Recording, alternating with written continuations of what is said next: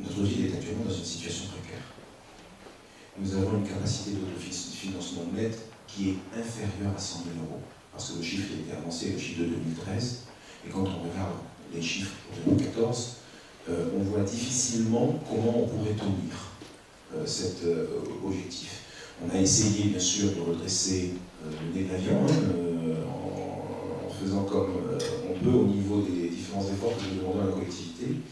Mais nous allons vers une situation où nous aurons une capacité de financement net en fin 2014 inférieure à 100 000 euros. On a un endettement qui a doublé en 6 ans. Il y a des choix d'investissement qui ont été faits dans le passé. Je vais prononcer, Château-Briand principalement. Ça a plombé les comptes de notre commune, qu'on le veuille ou non. Ça a plombé les comptes de notre commune, et je dois reconnaître que les choix de subvention, les choix de financement par contre, ces installations, je parle là des subventions auxquelles on aurait pu faire appel, se sont limités aux subventions habituelles que notre collectivité a l'habitude de solliciter. Et on aurait pu faire preuve d'inventivité en termes de recherche de financement. Au niveau du fonctionnement, ce qu'on voit, et là c'est purement factuel, je reste sur les chiffres, on a des dépenses qui sont dans une croissance moyenne de 4% l'an, lorsque les recettes n'évoluent, elles, que de 2%. Nous sommes, pour moi, en présence du cocktail idéal pour un effet de ciseau qui va pénaliser, qu'on le veuille ou non, lourdement notre collectivité. Si on réfléchit aux origines de cette situation, pour moi, ça part simplement d'une base, c'est qu'il y a eu un choix qui, à un moment donné, est irréfléchi en termes d'investissement, parce que ça pénalise les perspectives à long terme. Je regarde sur le long terme. Et j'ajoute à cela aussi une tentation peut-être de ne pas rechercher l'économie dans les postes de fonctionnement. On est même dans une situation qui va à l'inverse. C'est-à-dire qu'aujourd'hui, quand on regarde les dépenses de fonctionnement de notre collectivité, je vais prendre un poste qui est celui de l'achat de fournitures, nous sommes au-dessus de la consommation d'une collectivité de plus de 35 000 habitants. Donc, je vous prie aussi, mais je vous le montrerai si vous voulez. Donc oui, si nous continuons dans cette voie-là, vous dites, vous, que la perspective de la tutelle du préfet n'est pas envisageable. Ce qu'on sait, c'est que si on continue dans cette ligne-là, c'est vers 50 ans.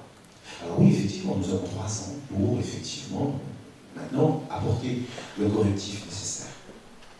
Mais, oui, effectivement, il faudra éviter cette mise sous tutelle. Parce qu'on n'a aucun intérêt, nous, en tant qu'élus, de se voir gérés par la préfecture. Maintenant, ça va nécessiter pour nous de mettre en œuvre une démarche de rationalisation des dépenses de fonctionnement.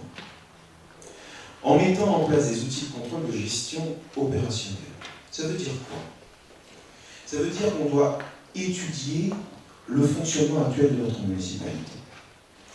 Ça veut dire qu'on doit définir les axes d'amélioration des usages. C'est-à-dire qu'on voit le fonctionnement quotidien et qu'on voit comment on peut améliorer les choses. Ça veut dire que si on fait du contrôle de gestion, on doit intégrer les inducteurs de coûts dans notre calcul. C'est-à-dire qu'on prenne compte de tout ce qui rentre dans une charge, par l'électricité, de l'eau, ce genre de choses, on prend compte de tous les inducteurs de coûts pour calculer ce qui peut être réalisé en termes d'économie substantielle. Mais il y a une autre démarche aussi. Et j'en avais déjà parlé. Madame Besséo, vous avez dit, dans le cadre de votre introduction, que vous le sentiez venir. Je vais être très honnête avec vous, je le sentais venir, mais je ne pensais pas dans ces proportions-là. Parce que, au final, je pense qu'il y a des choix à mener qui consistent souvent à optimiser notre méthode quand on a des prestataires à choisir, par exemple. Je m'explique. On a par exemple un marché qui est celui des télécommunications. Aujourd'hui, nous faisons appel, parce que la commande a été passée avant notre prise de fonction, à une assistance maîtrise d'ouvrage pour déterminer quel est le meilleur prestataire dans ce domaine. Il se trouve que nous appartenons à une communauté urbaine et que cette communauté urbaine dispose d'une expertise, dispose de ressources d'experts qu'on peut solliciter pour effectuer des choix, plutôt que de faire appel à l'assistance maîtrise d'ouvrage. Donc, oui, effectivement, il faut savoir parfois se tourner vers ce regroupement communal qui est le nôtre, pour savoir lui dire « j'ai besoin de vous, il faut que vous m'apportiez votre expertise ». Alors, bien sûr, on va demander des efforts de service, clairement, et je crois qu'ils ont compris que c'était en cours. Mais cela passe indéniablement aussi par une démarche d'exemplarité de la part des élus. Nous avons pris un certain nombre d'initiatives, d'ores et déjà. Nous avons, alors c'est du symbolique, très concrètement. Mais nous avons supprimé les téléphones portables, les adjoints. C'est l'économie sur 6 ans, c'est 25 000 euros. D'accord. Mais simplement, oui, effectivement, nous partons du principe que, oui, il faut réfléchir aux frais de déplacement, il faut réfléchir aux frais de représentation, il y a pas mal de choses là-dessus. Parce que si nous faisons des efforts, ben forcément, cela contribue à encourager les agents dans la démarche de rationalisation qui est la nôtre. Ensuite, vous en avez parlé dans le cadre des différentes hypothèses, il y a un travail à mener autour du patrimoine communal. Les choix d'investissement qui ont été faits se sont faits aux dépens des installations communales existantes, qui accusent, on l'a vu dans un précédent conseil municipal, un retard sur les installations de sécurité qui peut aller jusqu'à 11 ans. La priorité doit donc concerner l'entretien du patrimoine, qui ne pourra pas se contenter de quelques rustines, mais d'une réflexion en profondeur de son utilité, de sa destination et de son efficacité. C'est-à-dire que oui, effectivement, il va falloir qu'on réfléchisse à une stratégie réelle par rapport à ces équipements et voir quelle est leur destination. Pour ce qui est de l'investissement, nos marges de manœuvre sont minces, parce que 500 000 €, vous avez vu tout ce que ça représente. 500 000 €, c'est déjà ce que nous consacrons à l'entretien du patrimoine. Alors je suis d'accord, c'est dans le fonctionnement, ça, c'est pas dans l'investissement. Mais quoi qu'il en soit, ça reste 500 000 € que nous utilisons dans ce domaine-là. 500 000 €, c'est l'objectif que nous devons nous fixer d'atteindre en termes de capacité d'autofinancement. C'est-à-dire, en gros, revenir à notre niveau d'il y a 6 ans. Arrêtez-moi si je me trompe. Donc, en gros, pour ce qui est de l'investissement, nous devons faire preuve de pragmatisme. C'est-à-dire que, premièrement, on réfléchit à l'utilité de l'investissement. On voit s'il répond à un besoin. Et on doit réfléchir à une diversification des sources de financement.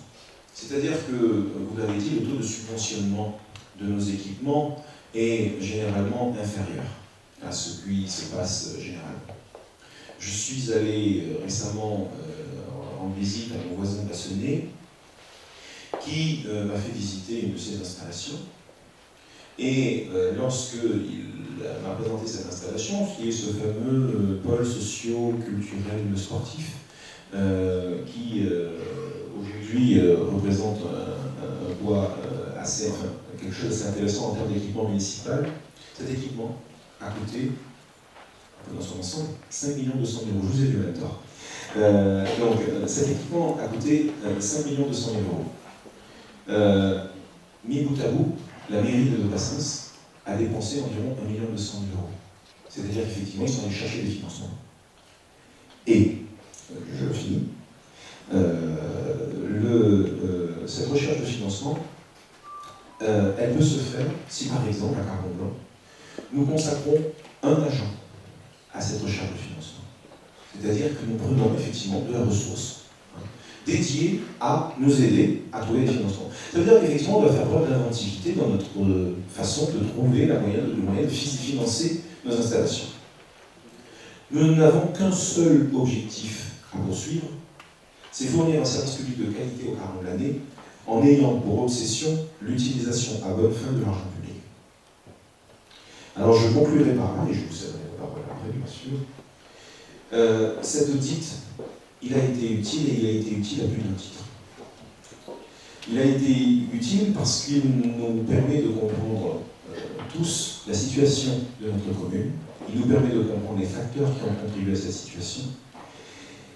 Mais il nous permet aussi, et c'est la deuxième phase de travail que nous entamons maintenant avec le cabinet stratégie locale, de dégager les marges de manœuvre qui vont nous permettre de garantir le meilleur service à la population. Donc oui, effectivement, pour moi, cet audit était utile. Et j'aimerais terminer sur quelque chose. Récemment, dans un éditorial, j'ai dit que nous relevons le défi.